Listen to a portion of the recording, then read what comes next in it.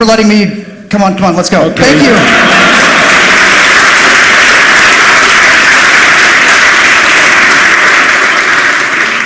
So, good evening. I'm Wolfgang Draxinger. I'm known as datenwolf in the Munich CCC Alpha. And today I want to give a talk which rose some, I don't want to say controversy, when it was announced on the 27C3 Fahrplan, it spun a few very, let's say, pissed off blog reaction. People never saw the slides, they just saw my abstract. So what is this talk about? It's called Desktop on the Linux. For a long time it has always been said, when will Linux arrive on the desktop, on the average worker's computer? Well, I think this time is long here. There are Linux installations in many organizations. Munich, the city network, is now running on Linux in a large number of clients. Big universities have Linux-exclusive networks. Now, when I say Linux, I of course also mean BSD, but BSD is not as widespread on the desktop. It's more a server thing. And there's also Solaris. BSD and Solaris keep their distributions very centralized. So there's only a free BSD distribution, only a couple of Solaris distributions. This is different to Linux, where there's a wild bunch of things out there. First, two disclaimers. This talk is highly opinionated. This comes from my experiences working as a systems administrator. It is biased for being someone interested in clean code, small systems. It's born out of frustration when the configuration of things that used to be very easy got very complicated. And I vent my anger by taking notes. What are the things that actually cause trouble? I was not just screaming in my small office. I actually tried to figure it out, find the culprits. I'm not saying I got everything right. I've seen certain patterns. So, disclaimer second. Linux is not Unix. I'm fully aware of that. But I will mix those two subjects, those namings in this talk, because they are very close, and for the matter of desktops, this just can be interchanged. Hope you're okay with that. No? There's someone in. Yes, I know you're a BSD guy. Okay, just so. As I said, I'm working as a systems administrator. I'm not the only administrator in our group. I work in a group of about 15 people, responsible for the physics faculty network of Ludwigs-Maximilians-Universität München. And we have something about 3,500 users in our network. So this is a pretty big installation. Just this one faculty. Then we have external users which also get access to our network from the computer science, mathematics, chemistry. This makes something about 20,000 users. And I'm known as the problem solver when it comes to the intricacies of Linux desktops installations. I used to write several drivers for them. They know I can do GUI programming, so everything, when something bad happens, they come to me and I have to solve it. If I'm not hacking around in the university, I'm hacking for my pleasure. And my main interests are real-time graphics, real-time simulation, and systems programming, aka game engines. You cannot say that I'm somebody who doesn't like graphical systems. I love them. I really love working with highly graphical environments, animations, elegance, themes, styles. But moreover, it's more about highly optimized resource-aware code. This is something about micro-optimizations in some parts, algorithmic optimizations. And when these experiences from engine programming clash with desktop systems, and this is not just Linux, it's Windows, it's Apple, it's everything, then you get this impression, does it have to be that way? And well, And Linux is great because in Linux you think, okay, it's open source, you can change everything. But these possibilities to tinker around, they are slowly fading away. Linux desktop distributions have become evil, in my opinion. With desktop distributions, I mean OpenSUSE, Fedora, Ubuntu. Yeah. Yes. The problem I see here is they are more and more designed to accustom the DAU, the dumbest assumable user. So people shall put in some CD, install it, just a few clicks, and then everything is made up. This is like Apple. I don't like Apple. I don't like macOS. I can't think of it. I'm not saying that macOS X is a bad operating system. It's just so there is this facade, like in these Western movies, and behind them it's just a few bars and so. So most of the problems we encounter are attributed to automatisms. So things you put in a USB thumb drive and a nice icon pops up, or device auto configuration. Nowadays we now know how to get these things right, but there are some legacy code in there which still messes with us, and there seems to be some people trying to thrive for compatibility. Good thing is these old zombies are eradicated. There's only one left, and even that one is going to go away. I think in the end of the next year we don't see it anymore. It's no longer set and forget, and what I mean by this is set and forget for me as a system administrator. I used to edit a few configuration files, and I could keep them, carry around them, place them from installation to installation, and things would work. They were tested one time, and I knew I would have no longer trouble. It's not the case anymore. So to understand where the problems lie, let's look at something a little bit segregated, but also from the same pattern, so multimedia. Multimedia is a very hard thing. I'm doing graphics engines. They are very deep in this whole topic. And so you have your typical multimedia framework. And what it does is it builds so-called filter graphs. You can also call them processing graphs or whatever. This is the usual scheme. These graphs can be placed around multiple libraries, code, or they can be in some monolithic system. But basically it all follows the scheme: input, demultiplexing my bit streams, decode every track, place them through filters for image enhancement, deinterlacing, replay gain, whatever, and then place it to my output devices. Things don't play such straightforward always. So in Linux we have a lot of multimedia frameworks, and I want to look at three particular ones. This one is called GStreamer. It has a really big amount of modules in it. If you look at this modules list, it has about everything. Fire and forget graph generator included means I have here this small file. Say I want to play this thing. It can be also an internet URL or something else. And with my default configuration for which output devices, this thing figures out how to play this thing. Problem is GStreamer, it's not really stable. It has a constantly changing ABI. With each version increment, you have to recompile everything. Yeah, okay. What? Yes, but not API, ABI. Neither? Well, it breaks every time I recompile it on Gentoo. Okay. GStreamer, let's say it's stable. Problem, I really love it. I love the API, how you use it.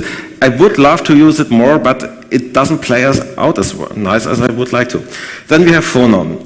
Now, Phonon is not a media processing library in the classical sense. It's more like some sort of remote control. So it gives applications a unified API, and this API then can access multiple backends, among them GStreamer, to build the actual playback chain, or it can also be recording, but I'm focusing on playback here. There is this feature built in Phonon design that you can switch the backend in mid-operation. Now, this is something I don't really understand, because switching such in the mid of playback my whole media subsystems, this is difficult to get right. You can get it right, but it's a lot of work. Don't know why. There are some backends available. For Linux, these are Gnome, VLC, and GStreamer. And the GStreamer backend of Phonon is unmaintained at the moment. The thing is, there are still some distributions which ship Phonon with GStreamer as default backend.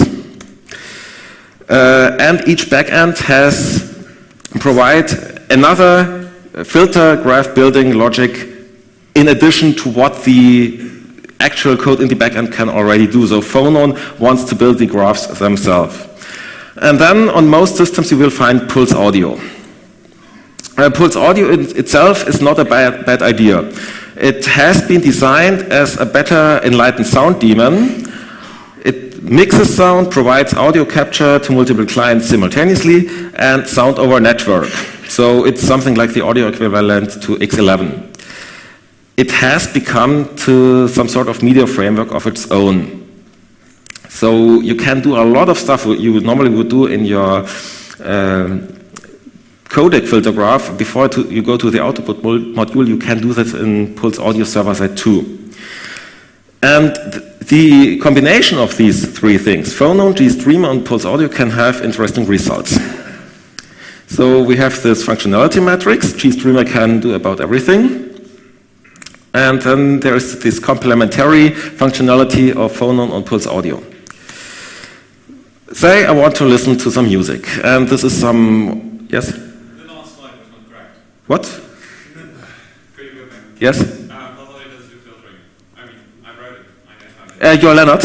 Yes, certainly. Ah, okay, wanted to ask if you're there. So Pulse Audio can not do filtering? I mean, you can do it if you want to shoot yourself. Okay, but I can place, there is this huge number of... GStreamer, then Pulse Audio. It's two different things. One is PCM, the other is everything else. Yes, but you can place about every kind of plugins in, and if you want to mix audio, you have to resample it. Oh, you sure? You have to resample it, but Pulse Audio is solely and only a PCM, and everything else is done by GStreamer. Let's say not filtering, but let's say sample rate conversion. Also, at least on most machines which use Pulse Audio, the device access is not done by GStreamer, so there's not really duplication. But also the graph building, as far as I know, Phonon doesn't even do. Also, Phonon is kind of dead and has been replaced by Qt Multimedia from Qt, and actually it's being paid for. Okay. I mean, come on. Let's just say I have seen what's now coming in practice. So, well, it's already sold in devices and stuff like that, and it's actually not dead or anything. It's actually maintained by people who Nokia pays. I'm not saying that GStreamer is not unmaintained. I say that the GStreamer backend of Phonon is. Yes, that's what I meant. But anyway, I mean, Phonon is then they have to change this on their homepage, because I looked just minutes ago and there's still this claim it's unmaintained. Well, yeah, sometimes you have to ask people instead of just reading what's on the internet. Not everything that's written on the internet is true, you know? Okay. Okay, good. You know, you could have written to me, but again. No, it's all right, okay. Say we're not doing filtering, but say we want to push the task of sample rate conversion to Pulse Audio. I think, Lennart, you agree that sample rate conversion in Pulse Audio is a good thing? Yeah. Okay, good. What happens, I observed this myself, we can recreate the situation is, say I want to play this Vorbis file with very low sample rate, little channels on a very cheap AC97 audio hardware which only accepts 96 kilohertz bit stream at 24 bits per sample and 6 channels. There is this very cheap hardware in place which only just takes this raw bit stream and expects the software or the driver to deliver the correct format. And now we let phonon do its magic. So phonon says, okay, I want to play this file. Phonon is configured with GStreamer backend with a file source. And GStreamer has been configured to use Pulse Audio as a sink. So phonon, happens this connection between Pulse Audio and Pulse Audio server. And in the chain, it queries which sample formats can this audio hardware do by default. You can query what the hardware can do. And then phonon fills it with GSTFF MPEG, says I have this input format, I want this output format. And now what get delivered to the Pulse Audio server is this large format, which is about 10 times larger packets, audio packets, than we actually had to transmit to Pulse Audio server. If we would have only used GStreamer with its own filter graph builder, then it would have been aware that Pulse Audio server can do sample rate conversion, but phonon doesn't see this sync.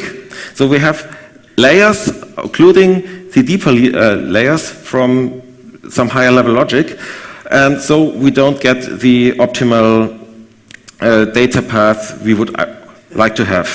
So we're pushing large audio packets, and that means large latency latency latency, and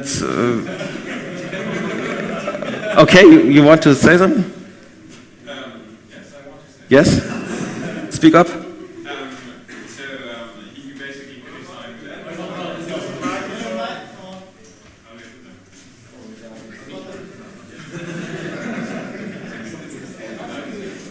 Hello?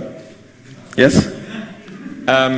So you're basically complaining about the negotiation of the parameters, right? That's what you're saying. Well, there should be exchange, yes, but because of this multi-layering, there is no clean exchange. My simple question is actually, have you filed a bug? I guess that's a no. I picked this as I personally cannot comment on phonon. I don't do phonon. It's not a bug on your side. Pulse Audio does fine in this case. The problem is that the filter graph builder doesn't take all information into account because there are so many levels. GStreamer filter graph builder does. And yes, the GStreamer filter builder does, but not the phonon filter builder. As far as I know, there is no phonon one. Phonon? I mean, but anyway, I don't want to discuss about phonon because I don't do phonon, but I really doubt that you're actually right on that. I happen to have this on my system, and I was thinking, okay, what's going on here? Why is the latency so high? Well, I mean, there might always be bugs, but I'm pretty sure that they will not send us 6 channels if there's no point in sending us 6 channels. Well, because okay. that is a huge functionality problem. Can be. Let's just say this were old versions. This happened 2 years ago on my system. Wow, but today is today. Why are you speaking about it yet? Yeah, I said I would choose multimedia frameworks as an example about this multi-layering. I'm not saying that we can get things right. So, now let's go to some different place. Things. No.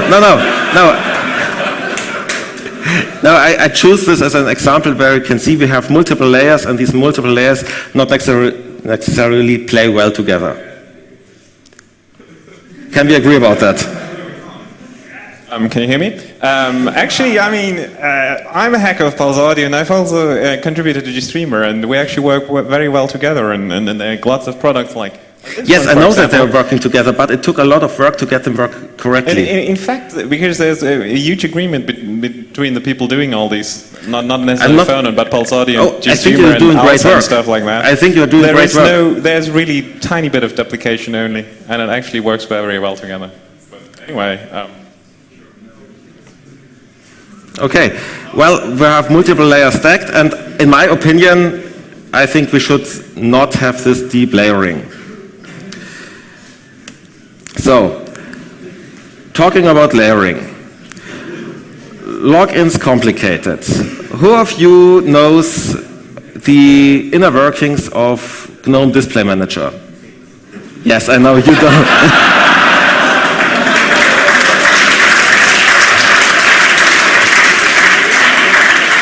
Then you can also confirm that there was a big change in the architecture around version 2.21.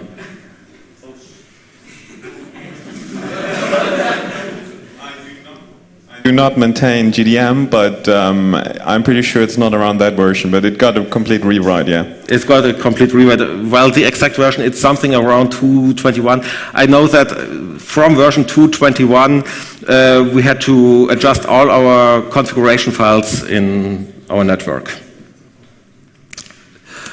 So tasks of a display manager, I think you know them all. Start X11 server, set up MIT cookie for X authority, show greeter, login dialog, and optionally allow for choosing the desktop environment and localization. This last part is seldomly used on a single desktop system, on a big scale network where people from different places log on regularly. It happens all the time. Then historically, these things also provide XDMCP. You should not do this today because it's insecure, there's no encryption. There are still some old X11 terminals around. We have them in the university, we still have to provide them with access, so we still need it. Sorry about that, can't replace them. User interaction is enter username, enter password, and set the session type. That's it. So the login manager is in all a very short experience.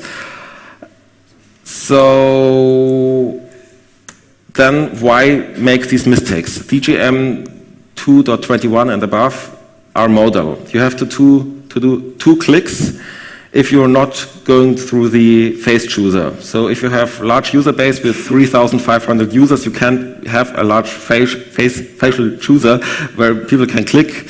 A type of head search won't do well because the LDAP database where this is stored will not be queried that fast. So we have to disable it. So there is only the small line, only this other down here, and then there happens to be the last user logged in visible too, and this causes confusion because users tend to mistake it for a screen lock. So they see there's the login name from the last logged in user, and oh, this is locked, I get to the next terminal. So at the beginning of the day, people are somehow disappointed, everything is set up, and well, okay. Then GDM2 starts a full-blown Gnome session. It does it for a simple login. I can see some of the benefits behind it, but I really wonder, why do we need it? This thing is really simple, and some people don't want Gnome, so the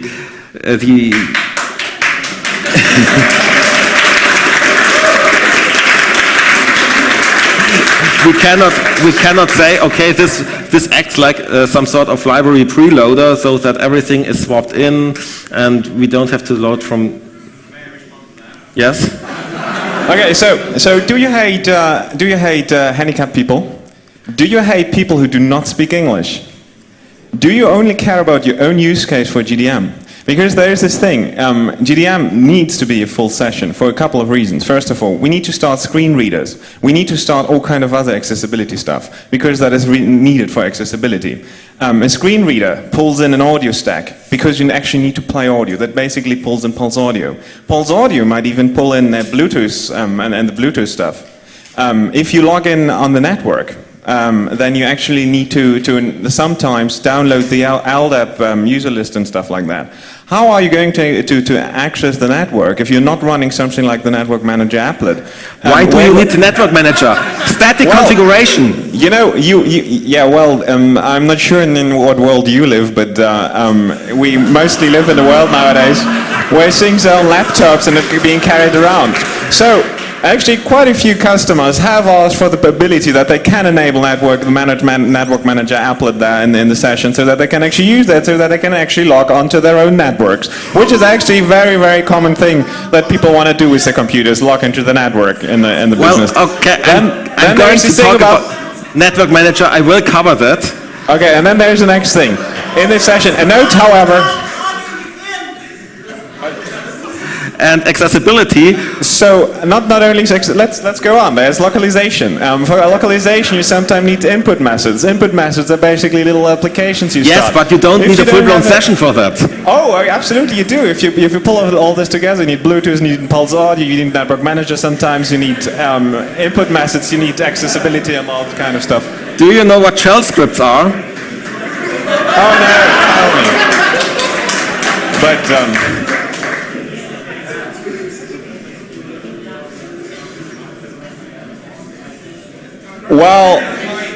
well, I mean, come on, it's kind of a discussion. He kind of likes this, don't you? So anyway, what I'm telling you basically is if you collect all this, if you have to start all these things, but then what do you have? You have something session that resembles very much a full GNOME session, with the only difference that there is no GNOME panel. And then you say, also, let's not forget that some customers do want to enable other stuff in these GDM sessions. Yes, they do it, but I don't see why we need a full-blown GNOME session.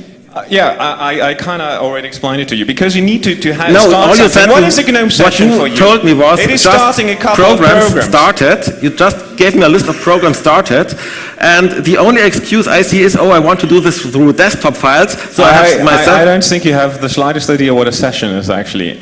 Starting GNOME session is just a way to starting like 10 programs or whatever you ever have configured, and that is very much configurable, and that is very much by default the stuff I listed, and that's all there is in a session. If you call a session that you want to start a GNOME panel and Metacity and other stuff, that does not happen in the GDM session. So I'm sorry, but there's no way around that. Any serious distribution that wants to find serious customers will not run a GDM session anymore with a full deal, because I mean it's fine if you hate handicapped people and people who don't speak English, but. Interesting too, or do you want to continue? I would like to continue, but I want to give him some rope.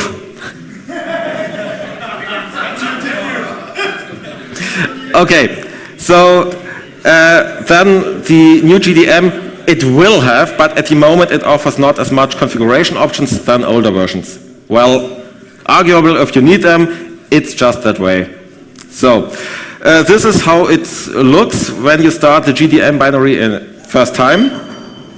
So the session, like we told about, it consists something like that. There is also dbus. I didn't write it into the session because I don't think we need a dbus for a session. I will talk about dbus later. We can do it nicer. There are alternatives to dbus. So, and then the GNOME Power Manager and Pulse Audio. Good Pulse Audio for screen readers. I can't answer. Why GNOME Power Manager? No, I don't see it. Why is the power management done by the session? This should be done on the system level. It's a question about policy. The GNOME Power Manager just employs the policy that is executed by the UPower stuff. Yes, by UPower. But why do we start it? If you boot up computer, GDM is on you, and you close the display, do you want to have it suspend or not? I mean, most people yes, probably want to have suspended. Yes, but I don't need the Power Manager on my display. I can watch the state from another point. Well, also, most of the time you want to see this little this thing on the right corner which tells you how full the battery is. And then you need it. I'm sorry, but it's just, I mean, the GNOME Power Manager is just a tiny thing that applies the policy and shows an icon. And that's why we enable it, because we want the policy in there, because we want the machine to suspend if you are not logged in, and we want this little icon that tells you... How long is your laptop on idle if you power it up? How long does it take until you log in? Well, I mean, come on, you're in a university network. You should know that you have a gazillion of computers which most of the time just sit there waiting for somebody to log in. Yes, but those are normally desktop machines. Well, seriously, I mean, come on, we're shipping stuff for like everybody. I mean, you are welcome to disable the software on your machine, but we're trying to shipping something that actually works for everybody and supports everything and all kind of hardware. That's really difficult to do, but that also has the effect, for example, that we do cater for accessibility and all this kind of stuff, even if you are not interested in it. Well, okay. Let's just say there's a reason for GNOME session. Then what about console kits? Now, I understand, no. I understand the need for console kits. I'm perfectly okay with the whole intention of it. There's just one problem. It's not very well documented. This is on the homepage of console kit from the main documentation for now 3 years. I checked the Internet Archive, and this was today. You can now go to this URL now. It's still standing there. I've prepared it even here, so we can do a full cycle update. And there you have it. So they don't even care to tell us what this is about. You have to find out yourself. So what it does is it's a seed-aware session manager. Seed means I can, on a one single computer, I can connect multiple input devices, multiple output devices, all sorts of hardware, and these can be organized within groups where one user can log in and use them together. So we need something that tracks the user and hands out permissions, so that when I change the user from a fast user switch, that one user doesn't see the things from another user. It uses dbus for that. dbus has its own wealth of problems. Problem is, ConsoleKit is broken. It's so broken that you don't even have to be a hacker to circumvent it. You can circumvent it by accident. Something is either a process or a file. Now, in the case of ConsoleKit, we have persistent data stored in the process. It should belong in a file. Then the next thing, file permissions and ACLs are only applied upon the open system call. Once you've got an FD, what you set on the ACLs doesn't count anymore. This makes ConsoleKit easily circumvented, and if the daemon crashes, you're borked. Demonstration.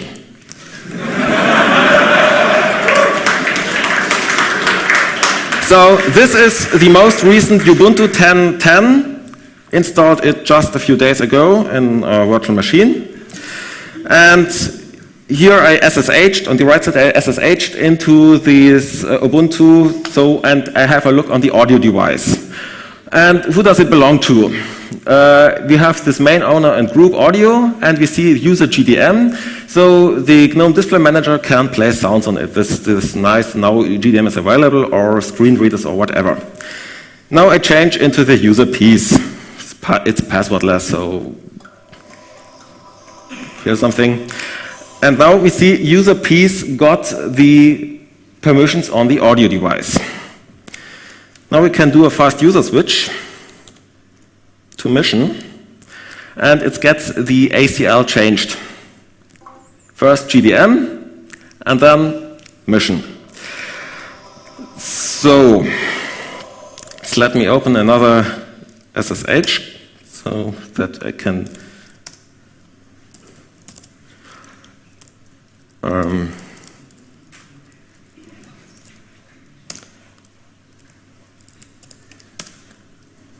so make me use a mission.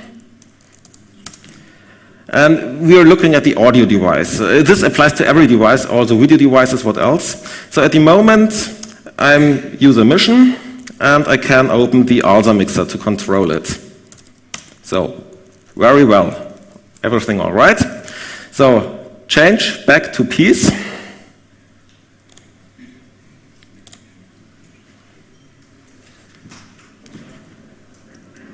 What was the password? Yes, so it's user piece now. Also mixer not available because the control file has its ACL changed. Now other way around.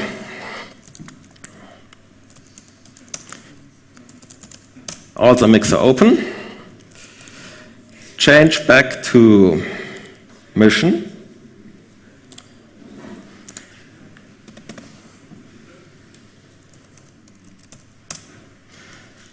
And now let's open here the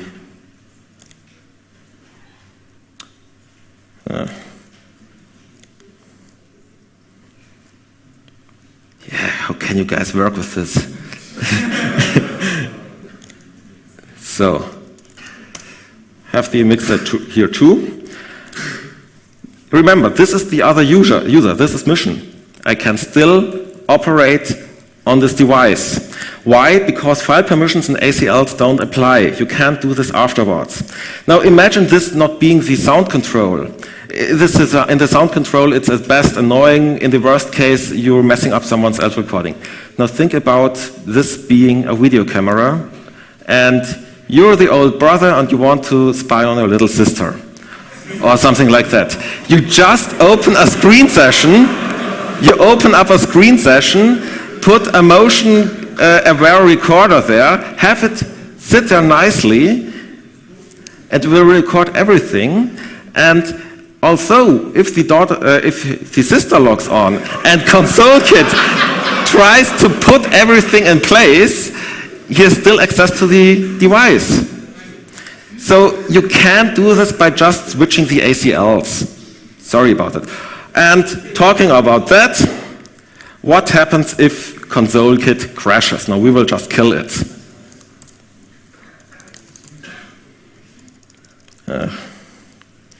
Don't know the daemon. Where's the process? You see, I don't use it on my own system, so I don't know it from heart. Here, ConsoleKit kill 9. No, let's just crash it. So, ConsoleKit is away. Now I want to change back to peace. First, mission still has the ACL.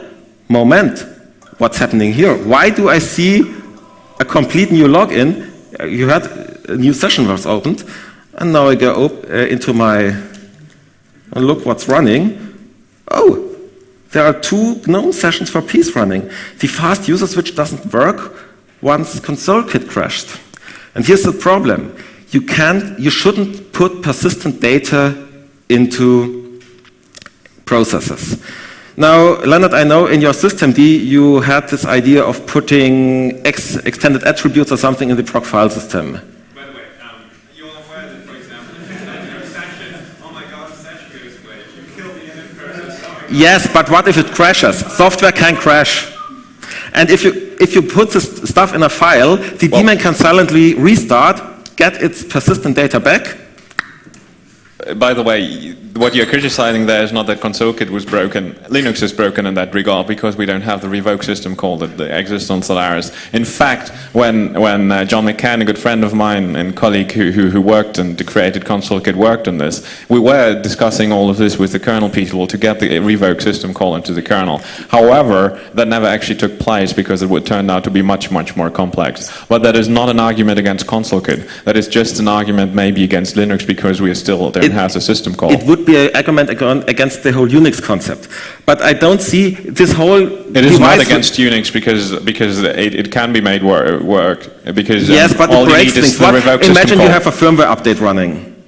You can't just interrupt a firmware update if somebody... Serial devices are not covered by this. But This is for audio devices and cameras and a couple of other things. I can't tell you people will apply to it. They have to configure it in UDEF, and nobody does that. I mean, if you want to shoot yourself in the foot, you're welcome to, but the default doesn't do that. And don't blame us if you want to shoot yourself in the foot. I mean, ConsoleKit doesn't kill people. People kill people.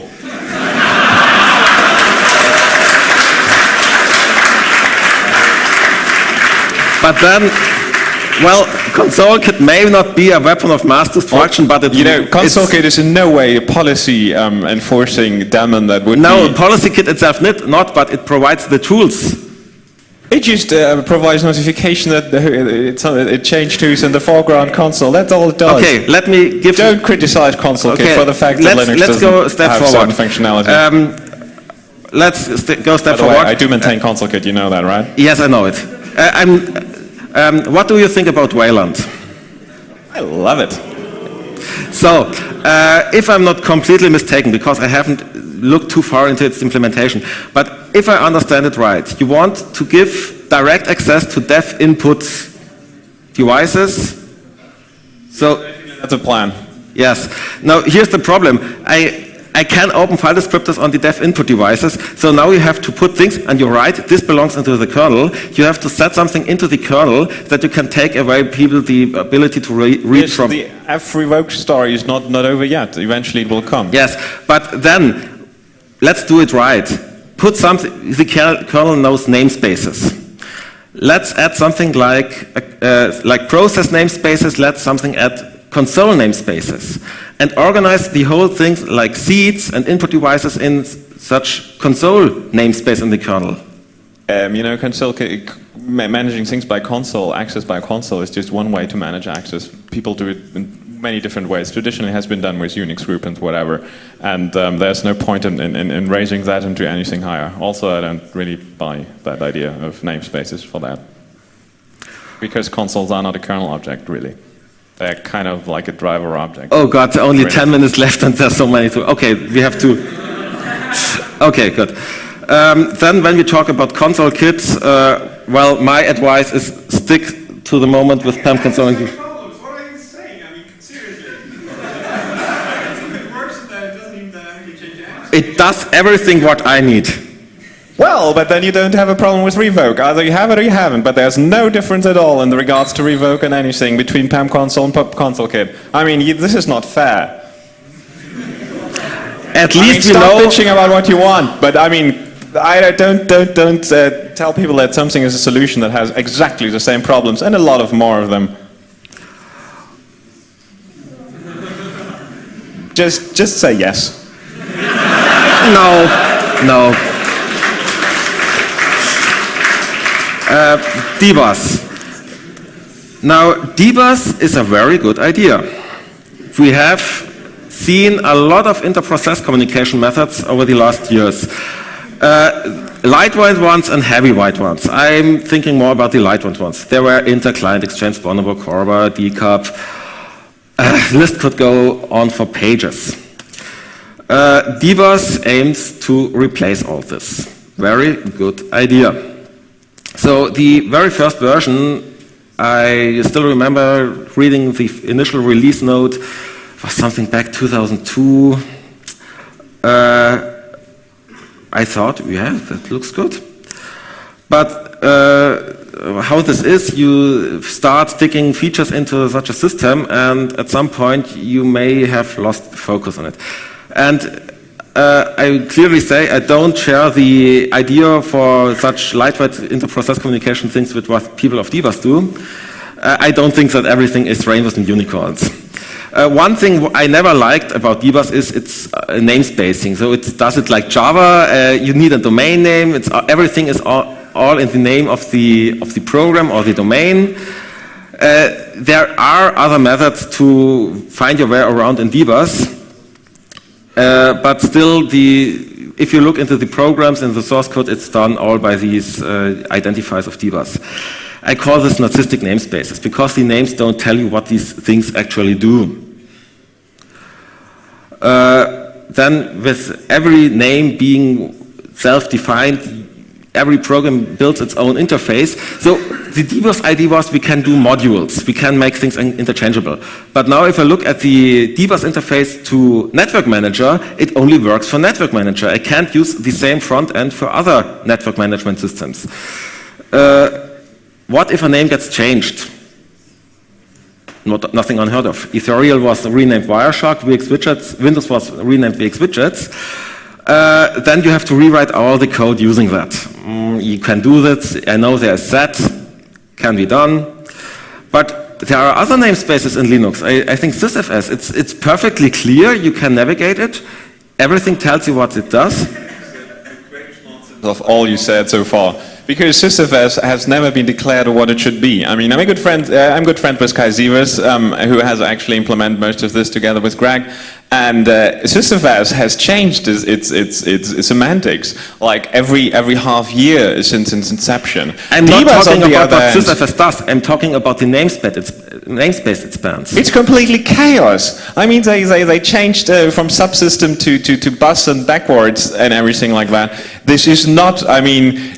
Both of this is actually just an implementation detail. Also, you should never forget that most applications have changed their APIs way more often than they have changed the names. So you do not have to rewrite your stuff if you change the name because you will already have rewritten it 10 times anyway. Well, I can go over sysfs with a set of very small rules and regular expressions, and even with the changing names, I have very old scripts which still read out sysfs very fine. Also, there are quite a few systems who actually use generic names. For example, I wrote a couple of specifications for Dbus interfaces which do use completely generic names that everybody can implement. Yes, it's possible, but it's... well, it's up to the developers what they want to do. I mean...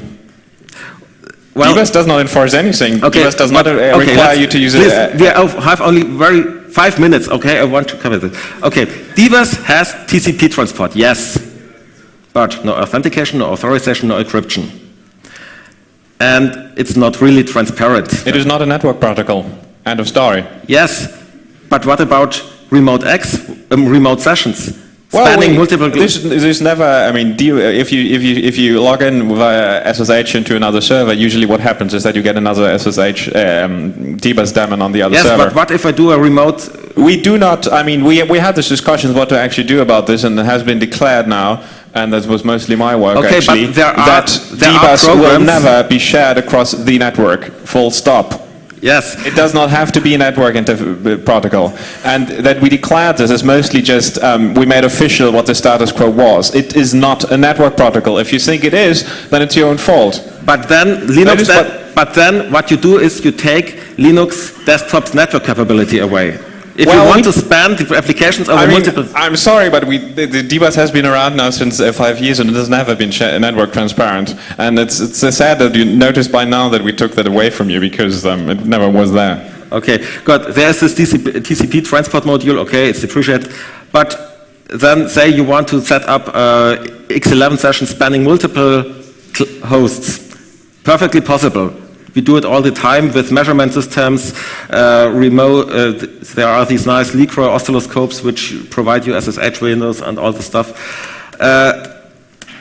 Doesn't work with, there is no way to transfer DBus over it. Then DBus tends to become free desktop's hammer. So every time there's something to do about controlling applications, it's done by DBus. And it's just a transport. It's like it's using a socket. It's yes. The smartest socket. End of story. Yes, but smart socket, hands on forth. I don't like them. Status notifier items, systray. I don't like it, but some people need it. And we have this old method of doing it with small X windows, which have this. Which does not work at all because you don't have keyboard navigation. Nothing works in that way. It only looks pretty. It doesn't work. It doesn't do accessibility. It doesn't do internationalization. Not even keyboard yes, navigation but you can works. leverage. There's a reason why do people do this. Sometimes it would be so helpful if you would actually ask people, because we do not. I asked on the free desktop mailing list, and I got no reasonable. Well, answer. ask the right people. I mean, not everybody's on every mailing list. I can tell you that. Next time, just ask me. Thank you very much.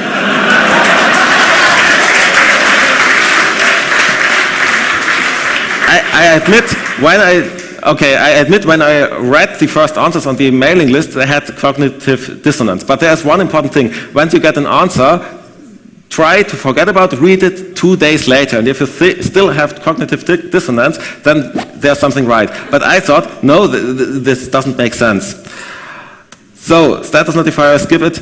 We can do something very well. Instead of DBus, we could use IP version 6 local multicast. No, we couldn't. Why not?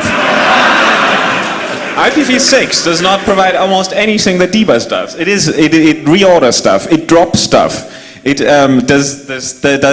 is no nice way to actually match things by function call, and there is no policy. There's nothing. It is a completely, I mean, just because something is called multicast and DBus also does multicast, it doesn't mean it's the same thing. It's completely different. I mean, we have been working on porting DBus into other protocols, actually. Like, for example, is the work on moving it to some multicast AF Unix. But seriously? Seriously, IPv6 is not the right thing for it, because IPv6, after all, is a network protocol, and DBus is not. So it doesn't make any sense. Sorry. I want to dismiss these great ideas, but if you come up with a patch, we might consider it. You know, by the way, that I also kind of maintain DBus, by the way. Yes, I know. I think you do too much work. Well. Focus on one thing. PolicyKit, well, PolicyKit uses DBus. Okay, when we say, okay, it doesn't use networking, then we can say, okay, we have Unix domain circuits secured. PolicyKit is often compared to sudo. PolicyKit is not sudo. Sudo escalates your privileges by SUID. PolicyKit is, okay, I get to say that we skip it. Okay, then just... I just want to say one thing, we don't have to leave in 10 minutes, so open things to discuss. Yes, okay. I will.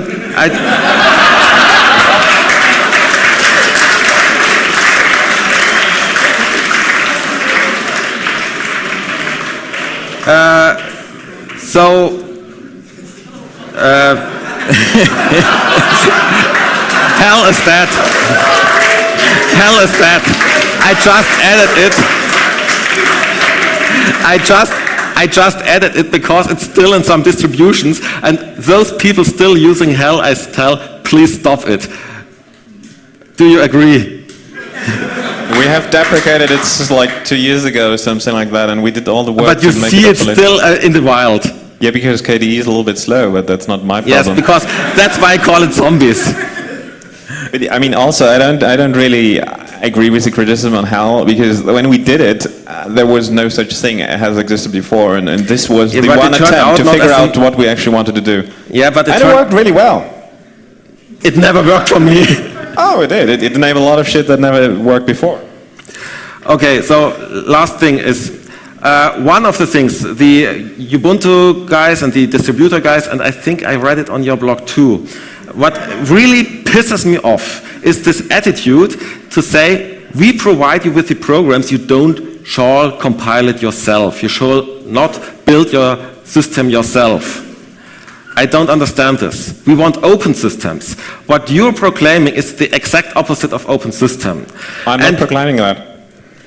You can do what you want to do, but I mean, you should know that it is my focus of work and that of my colleagues whose work you basically are criticizing here to actually produce a product, and it's Fedora and it's RHEL and stuff like that. That's what we design Fedora for. works We very give you well stuff as for Fedora. free. You're not welcome to complain if we give you stuff for free. I mean, you can do whatever you want to do with it.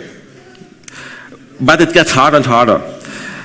Well, I'm sorry I'm sorry that the times change and things advance, and that your mindset from the 1970s Unix is not up to date anymore. But you know, I see lots of Unix lovers here.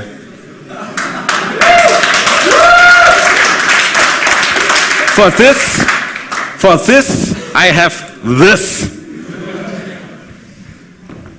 Those who don't understand Unix are doomed to reinvent it poorly. And the thing is, what happens is we are locking into certain technologies. Console kit, policy kit, now systemd, real-time kit. These things get interlocked and they limit us in the possibilities to replace things. You know, it's all free software. You can do with it what you want. You can Yes, but if I try to replace, for example, systemd, then it will break. I love patches. Yes, but what if I don't want systemd, but if I want something completely different? Then use something completely different. I'm not forcing you to do anything. But I have to emulate your interface. You don't have to. You can use whatever you want. You if can I don't do it, things will break. Sure, but I mean, either you want progress, or you don't. What you want progress in the area you're interested in, and no progress at all in everything else. I'm sorry that we don't give this to you. We do progress in the whole thing. Well, okay, you live in your world, I live in my world. We will see we will see who advances Linux and who doesn't.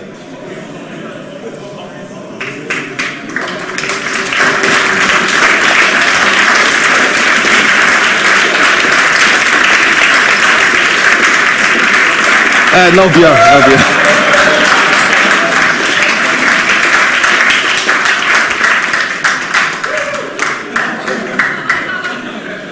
Thank you.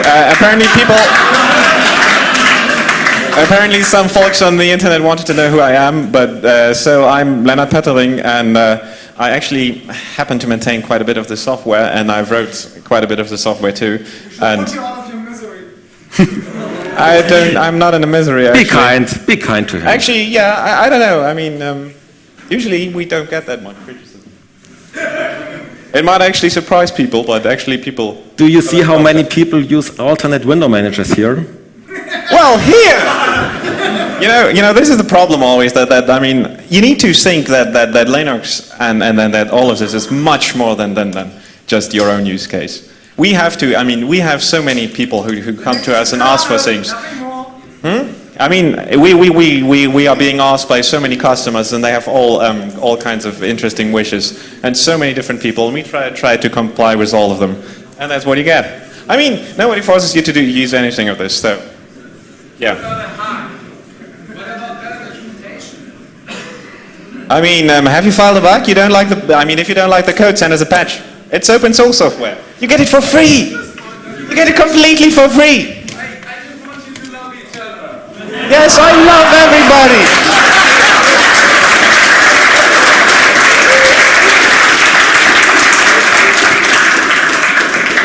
Sorry, that's that.